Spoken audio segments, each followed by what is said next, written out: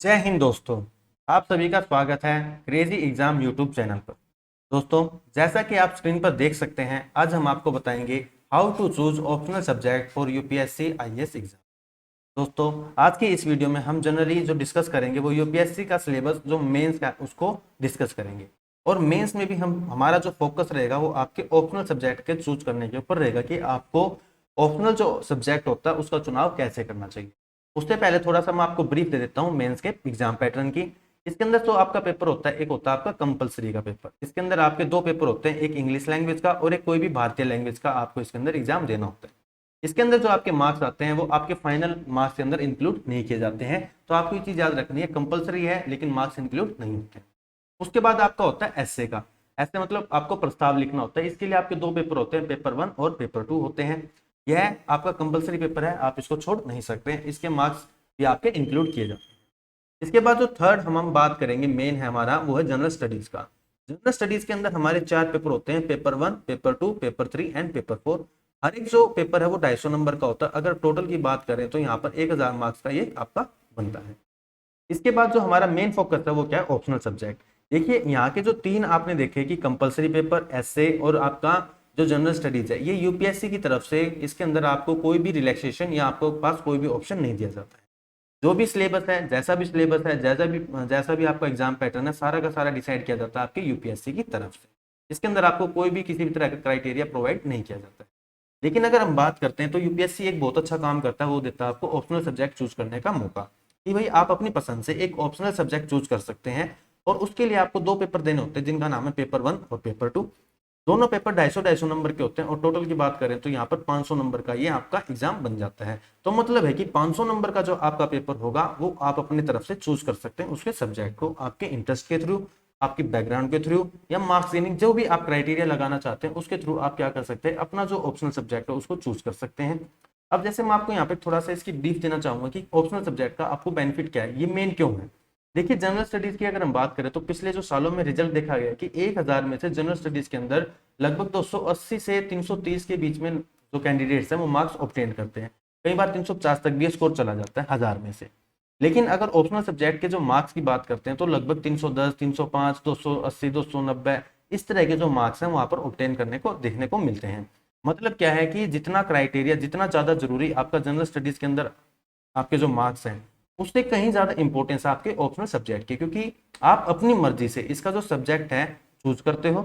उसके बाद आपके पास सिलेबस होता है, उस सिलेबस को आप अच्छे से रिवाइज कर सकते हो। उससे बाहर मतलब लगभग कोई चीजें यहाँ पर पूछी नहीं जाती हैं।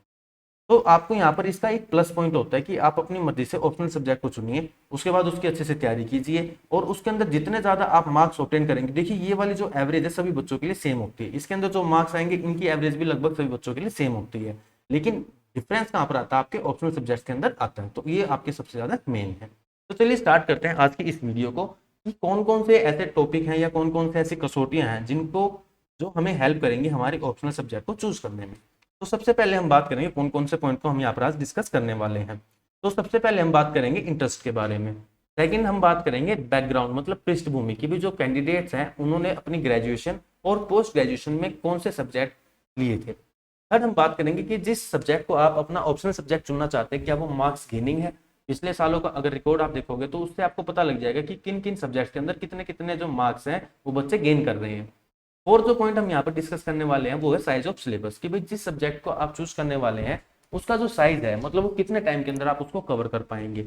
उसके बाद हम बात करेंगे overlapping with the other papers, मतलब जिस सब्जेक्ट का आप ऑप्शनल सब्जेक्ट के रूप में चुनाव करने वाले हैं क्या वो आपकी हेल्प दूसरे जो पेपर्स होने वाले हैं जनरल स्टडीज के उनके अंदर आपकी हेल्प करेगा। सिक्स पॉइंट और लास्ट का पॉइंट जो हम डिस्कस करेंगे वो हम करेंगे स्टेबिलिटी ऑफ द सब्जेक्ट, मतलब आपका जो सब्जेक्ट का डाटा है, मतलब जो आपकी स्टडीज हैं उसके अंदर जो डाटा है वो बार बार चेंज तो नहीं हो रहा। तो इसको हम यहाँ पर डिस्कस करेंगे। तो टोटल मिला के 6 पॉइंट्स हैं जिनको आपको लास्ट तक वीडियो को देखना है ताकि आपको हर एक पॉइंट अच्छे से समझ में आ जाए और आप अपना जो ऑप्शनल सब्जेक्ट है उसका चुनाव अच्छे से कर सकें। तो सबसे पहला है इंटरेस्ट। देखिए दोस्तों, कभी भी कोई भी पढ़ाई की बात आती है तो सबसे पहले जो चीज आती है वो क्या है, इंटरेस्ट। अगर आपकी किसी सब्जेक्ट के अंदर रुचि है तो आप कम समय में उसके अंदर ज्यादा लगन लगा के उसके अंदर से ज्यादा मैट्रिक को गेन कर सकते हैं, ज्यादा नॉलेज को उसके अंदर से गेन कर सकते हैं, सीख सकते हैं और आप उससे बोर भी नहीं होंगे। तो इसका जो नतीजा आपको आपके रिजल्ट के अंदर देखने को मिलेगा, क्योंकि जितना ज्यादा आप पढ़ोगे, जितना ज्यादा रुचि से आप सीखोगे, उतना ज्यादा आप अपने पेपर के अंदर लिख पाओगे और उसका बेनिफिट आपको जरूर मिलेगा। लेकिन अगर आपसे गलती से चुनाव हो जाता है एक ऐसे सब्जेक्ट का जो आपको इंटरेस्ट या जिसके अंदर आपकी रुचि नहीं है, तो आप थोड़े दिनों के बाद 5 7 10 दिन के बाद उससे थोड़ा सा बोर होने लग जाओगे। इसका मतलब है आप अपने सब्जेक्ट को अच्छे से टाइम नहीं दे पाओगे, जिसका जो खामियाजा है आपको आपके फाइनल जो रिजल्ट है उसके अंदर भुगतना पड़ेगा। क्योंकि जब भी आप एग्जाम के अंदर आपकी जो इंटरेस्ट या जो भी आपकी ऑप्शनल सब्जेक्ट है भर दोगे, उसके बाद इसको चेंज करने का कोई मौका नहीं होता है। तो मतलब आपको इस चीज का जो सिलेक्शन है बहुत अच्छे से करना है कि आपका इंटरेस्ट कौन से सब्जेक्ट के अंदर है। मैं आपको बताना चाहूंगा कि आप 12th क्लास में जो सब्जेक्ट लेते हैं वहीं से आप अपने दिमाग में ये चीज बिठा लीजिए कि मुझे कौन से सब्जेक्ट से आपकी जो आईएएस का एग्जाम है उसको क्रैक करना है, मुझे उस सब्जेक्ट के अंदर इंटरेस्ट कौन सा बन रहा है। ठीक है, ये चीज आपको अच्छे से याद रखनी है, क्योंकि अगर आप यहाँ पर गलती कर देते तो आपका जो आईएएस एग्जाम है वो आपके हाथ से निकलना श्योर है। इसके बाद जो सेकंड पॉइंट आता है वो बहुत ही ज्यादा इंपॉर्टेंट है, वो आपकी बैकग्राउंड। देखिए दोस्तों, बहुत सारे कैंडिडेट्स क्या करते हैं, बहुत ज्यादा गलतियां करते हैं सब्जेक्ट को लेने में। वो क्या करते हैं कि उन्होंने जो ग्रेजुएशन है या पोस्ट ग्रेजुएशन है किसी पर्टिकुलर सब्जेक्ट से कर ली होती है, मान लेते हैं ए सब्जेक्ट से वो करते हैं, और उनके दिमाग में अपने आप ये बात बैठी होती है कि हमने 5 या 6 साल इस सब्जेक्ट को दिए हैं तो हमारी इस सब्जेक्ट के अंदर ग्रिप बहुत ही अच्छी होगी। तो इसी वजह से वो उस सब्जेक्ट का वहां पर चूज कर लेते हैं, चयन कर लेते हैं। लेकिन ऐसा देखा गया है कि इस तरह से जो चयन किया जाता है उसके अंदर जो रिजल्ट्स हैं इतने अच्छे नहीं मिल पाते हैं जो कि इंटरेस्ट बेस पे आपको मिलते हैं। जैसा कि मैंने आपको बताया कि सब्जेक्ट ऐसा होना चाहिए जिसके अंदर आपका इंटरेस्ट हो, मतलब आपको और पढ़ने में मजा आए, आपको एनर्जेटिक फील करें, आपको बोरियत फील ना हो। तो सब्जेक्ट का चयन बिल्कुल ऐसे ना कीजिए कि भाई मेरी जो बैकग्राउंड है वो साइंस है तो मुझे साइंस के लेने हैं, मेरी पॉलिटिकल साइंस है तो इससे लेने हैं, ऐसा नहीं है। आपको ये देखना चाहिए बहुत सारे फैक्टर इसके अंदर रोल प्ले करते हैं। इसके बाद जो नेक्स्ट पॉइंट है हम बात करेंगे वो है मार्क्स गेनिंग। देखिए, जो आईएएस का एग्जाम है उसको क्रैक करना बहुत ही ज्यादा हार्ड है, मतलब भारत का सबसे मुश्किल पेपर या सबसे प्रेस्टिजियस पेपर इसको कहा जाता है। ऐसा नहीं है कि आप कोई भी सब्जेक्ट लेंगे उसके अंदर आपके अच्छे से मार्क्स आ जाएंगे, ऐसा बिल्कुल भी नहीं है। हर एक सब्जेक्ट के इक्वल मार्क्स नहीं आते हैं, बेशक आप कितना ही अच्छा सब्जेक्ट के अंदर लिखते हो। अलग अलग जो सब्जेक्ट है उनके अंदर जो मार्क्स की क्रेडिबिलिटी है वो बहुत ही अलग अलग होती है।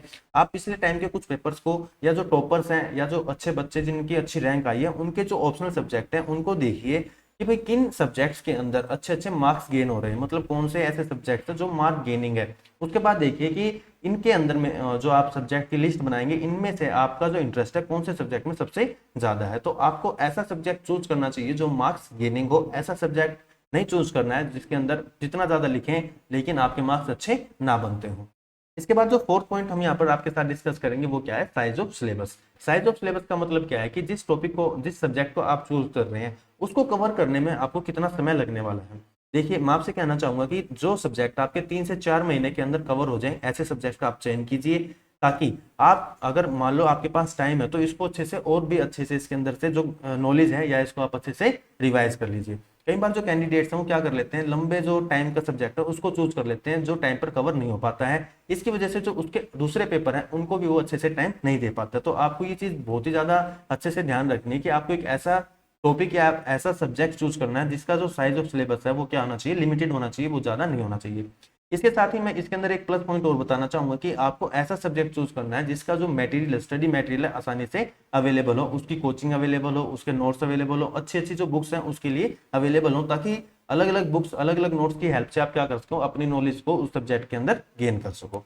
तो ये 2 पॉइंट यहाँ पर मैं आपके साथ डिस्कस करना चाहूंगा कि साइज ऑफ सिलेबस और availability of the study material. इसके बाद जो फिफ्थ पॉइंट हम यहाँ पर डिस्कस करेंगे वो बहुत ज्यादा इंपॉर्टेंट है, overlapping of the subject with other papers. मतलब आप जो ऑप्शनल सब्जेक्ट यहाँ पर चूज कर रहे हो, ऑप्शनल पेपर जो आप चूज कर रहे हो वो आपके जो जनरल स्टडीज के पेपर होने हैं 4 पेपर, उनके अंदर आपकी हेल्प करने वाला हो। अगर ऐसा होता है तो आपको बहुत ही ज्यादा बेनिफिट मिलता है यहाँ पर देखने के लिए, क्योंकि अगर आप जैसे ज्योग्राफी है, इकोनॉमिक्स है, हिस्ट्री है, पॉलिटिकल साइंस है, ये ऐसे सब्जेक्ट्स हैं जो आपकी जनरल स्टडीज के अंदर भी आपको कॉमन देखने को मिलते हैं। अगर आप इकोनॉमिक्स ले लेते हैं तो इसका भी आपका जो जनरल स्टडीज का 4th पेपर होता है मेनली जनरल जो इकोनॉमिक्स है उसके ऊपर होता है, तो आपको यहाँ से उसके अंदर भी बेनिफिट देखने को मिलता है। तो आपको डबल बेनिफिट यहाँ पर मिलता है अगर आप ओवरलैपिंग सब्जेक्ट्स लेते हो।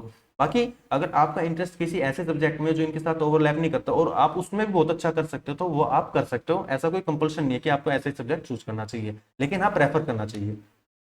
सिक्स्थ और लास्ट पॉइंट जो हम बताएंगे वो है स्टेबिलिटी ऑफ द सब्जेक्ट। ये सबसे ज्यादा मेन है आपके सब्जेक्ट को चूज करने के लिए। कई बार जो कैंडिडेट है ऐसा सब्जेक्ट चूज कर लेते हैं जिसका डाटा पर ईयर क्या होता रहता है, चेंज होता रहता है, मतलब जो बार बार उसके जो स्टैटिस्टिक्स हैं वो चेंज होते रहते हैं, जिसकी वजह से जो एग्जाम में बैठता है तो उसको हंड्रेड्स ऑफ मार्क का नुकसान मतलब तय है उसका हो जाता है, जिसकी वजह से जो आईएएस का सपना उसका टूट सकता है। तो आपको ये चीज याद रखनी है कि आपको एक ऐसा स्टेबल सब्जेक्ट चूज करना चाहिए जिसका जो डाटा है पर ईयर पर 10 ईयर मतलब लगभग चेंज नहीं होता। जैसे आप हिस्ट्री की बात करते हैं तो हिस्ट्री के अंदर जो डाटा बहुत ही कम चांस है वो चेंज हो जाए, ऐसे आपकी ज्योग्राफी का जो डाटा वो बहुत ही कम होता है कि चेंज हो जाए। आपका जो पॉलिटिकल साइंस है, ऐसे ही कुछ एक सब्जेक्ट हैं जिनका जो डाटा है वो आसानी से चेंज नहीं होता। तो आपको ये चीज ध्यान रखनी है कि आपका जो सब्जेक्ट आप चूज कर रहे हैं वो क्या होना चाहिए, स्टेबल होना चाहिए। तो दोस्तों यह थे 6 पॉइंट्स जो मैं आपके साथ डिस्कस करना चाहता, जो आपकी हेल्प करेंगे आपका सब्जेक्ट चूज करने के लिए। आप किसी भी वीडियो में देखिए आपको मतलब कंप्लीट इंफॉर्मेशन इसके बारे में नहीं मिलेगी, क्योंकि यह एक पर्सनल मतलब चॉइस होती है किसी भी सब्जेक्ट चूज करने के लिए। हम ये नहीं कह सकते कि सभी को हिस्ट्री लेनी चाहिए, ज्योग्राफी लेनी चाहिए, आर्ट्स लेनी चाहिए, मतलब ऐसा कुछ नहीं है। ये सबका पर्सनल इंटरेस्ट होता है कि उसको किस सब्जेक्ट के अंदर अपना जो फ्यूचर है, अपना जो कैरियर है बनता हुआ दिखाई दे रहा है, वो कौन से सब्जेक्ट के अंदर अच्छा कर पाएगा। लेकिन हाँ, कुछ एक पैरामीटर होते हैं जो आपको चूज करने में हेल्प करते हैं अपना सब्जेक्ट। तो उम्मीद करता हूं दोस्तों आपको ये वीडियो पसंद आई होगी।